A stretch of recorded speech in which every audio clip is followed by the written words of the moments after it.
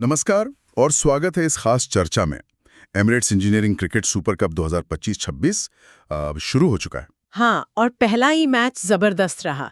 मतलब एक तरफा जरूर था पर दिलचस्प। बिल्कुल।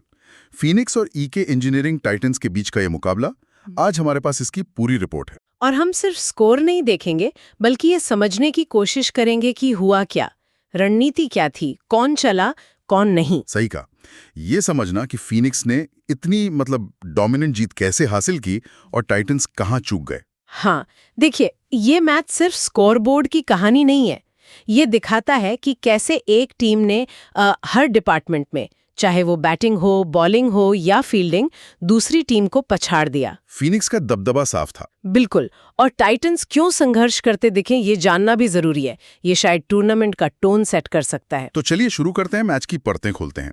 टॉस टाइटंस ने जीता और पहले बॉलिंग चुनी। ये आजकल T20 में होता है, टीमें चेज करना पसंद करते हैं। लेकिन क्या ये फैसला सही था? फीनिक्स को पहले बैटिंग देना महंगा पड़ गया। लग तो यही रहा है। मतलब रणनीति तो ठीक थी शायद, पर फीनिक्स की बैटिंग कुछ ज्यादा ही अच्छी हो गई। उन्होंने पावर प्ले का अच्छा इस्तेमाल किया, रन रेट गिरने नहीं दिया। और 20 ओवर में सिर्फ 2 विकेट पर 184 रन। ये तो किसी भी लिहाज से बहुत बड़ा स्कोर है। जबरदस्त बल्लेबाजी, विकेट भी हाथ में रखे और रन भी बनाए। और इस शानदार बैटिंग के हीरो रहे राहुल छटवानी। हाँ, राहुल छटवानी क्या कमाल की फॉर्म में दिखे। नाबाद 76 रन, वो भी सिर्फ 47 गेंदों में।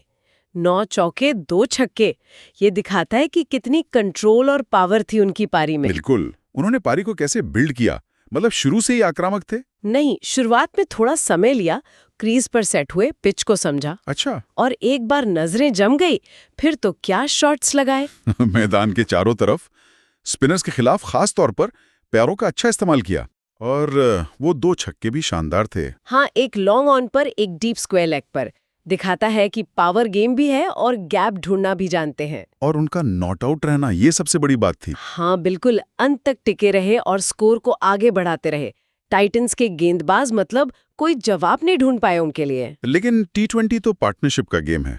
राहुल अकेले तो नहीं कर सकते थे सब कुछ। सही, उन्हें दूसरे छोर से साथ भी मिला। हाँ, इंदर सिंह ने 36 गेंद पर 31 रन बनाए। स्ट्राइक रेट थोड़ा कम लग सकता है ना? हाँ, स्ट्राइक रेट शायद उतना विस्फोटक ना हो, पर उनकी पारी अहम थी।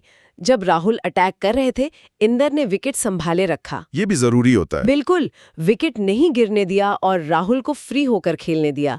फिर ओवैस हमीद ने भी शुरू में 21 गेंद पर 24 रन बनाए थे। हाँ, एक ठीक-ठाक शुरुआत दी थी। और अंत में सानिया मरोड़ा का कैमियो मत भूलिए। अरे हाँ, 16 गेंदों में 22 रन, तेजी से। हाँ, उन्होंने सुनिश्चित किया कि अंत भी धमाकेदार हो, रन रेट बना रहे। तो ये बैलेंस्ड बैटिंग एफर्ट था। अब आते हैं टाइटंस की गेंदबाजी पर। रमेश आर के 4 ओवर में 29 रन, 2 विकेट। हाँ, रमेश ने अच्छी गेंदबाजी की। जो 2 विकेट गिरे वो उन्होंने ही लिए। तो उनके आंकड़े तो ठीक हैं। हाँ, उन्होंने गति में वेरिएशन किया, बल्लेबाजों को बांधने की कोशिश की, पर दिक्कत ये हुई कि दूसरे छोर से सपोर्ट नहीं मिला। अच्छा, बाकी गेंदबाज महंगे साबित हुए। हाँ, या तो लाइन लेंथ से भटके या फिर उन पर रन आसानी से बनते गए। फीनिक्स के बल्लेबाजों ने किसी को सेटल ही नहीं होने दिया, खासकर राहुल ने। बिल्कुल। शायद फील्ड प्लेसमेंट में भी कुछ कमी रही टाइटंस की तरफ से। नतीजा ये हुआ कि फीनिक्स पर कभी दबाव बन ही नहीं पाया। और स्कोर पहुंच गया 184। हाँ, 185 का लक्ष्य, ये तो किसी भी टीम के लिए बहुत मुश्किल होता है, खासकर पहले मैच में। सही कहा, 185 रन, ये दबाव साफ दिखा टाइटंस की बैटिंग में। हाँ बिल्कुल, शुरुआत से ही वो पिछड़ते हुए दिखे, कभी लगा ही नहीं कि वो चेज में है। 17.4 ओवर में 103 रन पर 9 विकेट। ये तो पूरी तरह से कोलैप्स था। एकदम, लक्ष्य का पीछा करते हुए शुरुआत बहुत धीमी की उन्होंने। रन रेट का दबाव बढ़ता गया और फिर विकेट गिरने शुरू हो गए। हाँ, कोई बड़ी पार्टनरशिप बनी नहीं पाई। बल्लेबाज आते गए और जाते रहे। और शायद सबसे बड़ा झटका वो रन आउट था, दिलदीप सिंह का। हाँ, 7.1 ओवर में वो उस समय 32 रन पर खेल रहे थे, 25 गेंदों में। सबसे सेट बैट्समैन लग रहे थे। और सैनियम अरोड़ा का वो डायरेक्ट हिट, क्या थ्रो था। बहुत ही क्रूशल मोमेंट था वो। दिलदीप अगर टिक जाते तो शायद लड़ाई थोड़ी लंबी चलती। उनका आउट होना, वो भी रन आउट, टाइटंस के लिए बड़ा झटका था। 47 पर तीसरा विकेट, उसके बाद तो लाइन ही लग गई। हाँ, उसके बाद तो जैसे विकेटों की झड़ी लग गई।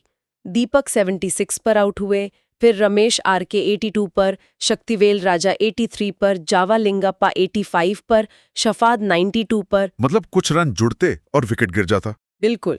क्या ये खराब शॉट सिलेक्शन था या अच्छी बॉलिंग का दबाव? क्या लगता है आपको? मेरे ख्याल से दोनों बातें थीं। फीनिक्स के गेंदबाजों ने बहुत टाइट लाइन लेंथ रखी, रन बनाना मुश्किल कर दिया।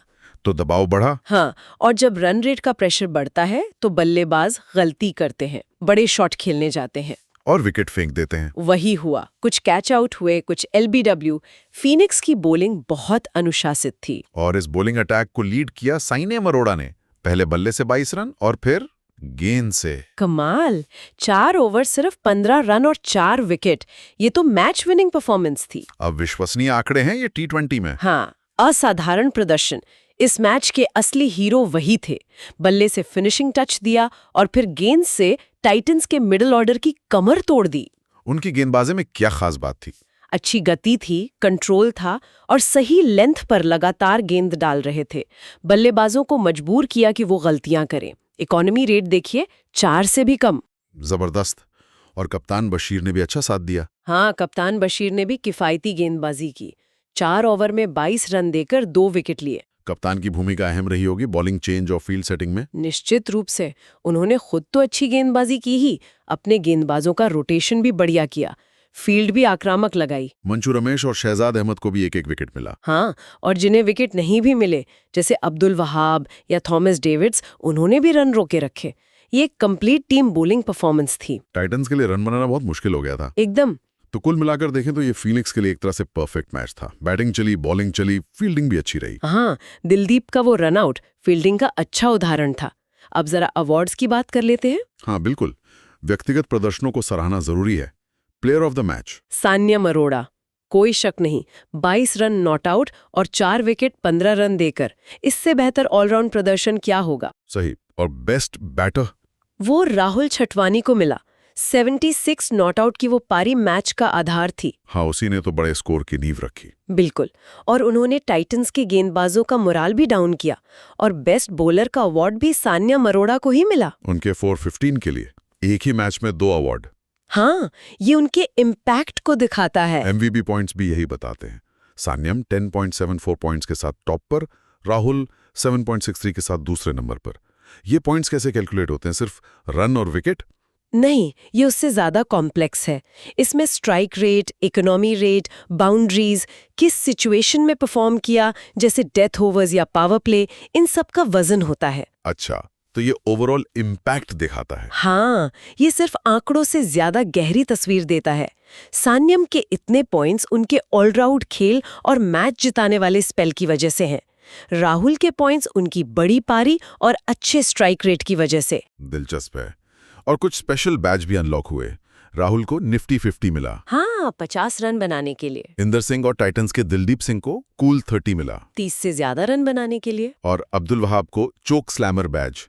इसका क्या मतलब हो सकता है? ये शायद कसीने गेंदबाजी के लिए होता है, जहां बॉलर ने रन रोककर विपक्षी टीम पर प्रेशर बनाया हो, उन्हें चोक किया हो। अच्छा, शायद बीच के ओवरों में किफायती रहे होंगे। हाँ, भले ही विकेट न मिला हो। और सान्याम को 3 क्विकीज बैच भी मिला। ये तो समझ आता है, जल्दी जल्दी 3 विकेट लेने के लिए। हाँ, जिसने टाइटंस को बैकफुट पर धकेल दिया। तो संक्षेप में, फीनिक्स 1842, टाइटंस 1039। फीनिक्स 81 रनों से जीता। हाँ, बहुत बड़ी जीत। और ये दिखाती है कि फीनिक्स कितनी बैलेंस्ड टीम है। बैटिंग और बॉलिंग दोनों मजबूत है। और टाइटंस के लिए ये एक वेकअप कॉल है। बिल्कुल। उन्हें अपनी गेंदबाजी, खासकर डेथ ओवर्स में और मिडिल ऑर्डर बैटिंग पर काम करना होगा। हाँ, तो इस हार से जल्दी उबरना होगा उन्हें। हाँ। तो ये था हमारा विश्लेषण फीनिक्स बनामी के इंजीनियरिंग टाइटंस मैच का। सान्या मरोड़ा और राहुल छटवानी के प्रदर्शन लाजवाब थे, पर ये एक टीम जीत थी फीनिक्स के लिए। हाँ, और उन्होंने टूर्नामेंट के लिए एक मजबूत शुरुआत की है। अब सवाल ये है कि क्या टाइटंस वापसी कर पाएंगे? उनकी रणनीति में क्या बदलाव होंगे? हाँ, और क्या फीनिक्स इस मोमेंटम को बनाए रख पाएगा? क्या ये सिर्फ एक मैच की बात थी या ये पूरे टूर्नामेंट में उनके दबदबे का संकेत है? ये सब देखने वाली बातें होंगी। बिल्कुल। आगे के मैच यकीनन रोमांचक होंगे।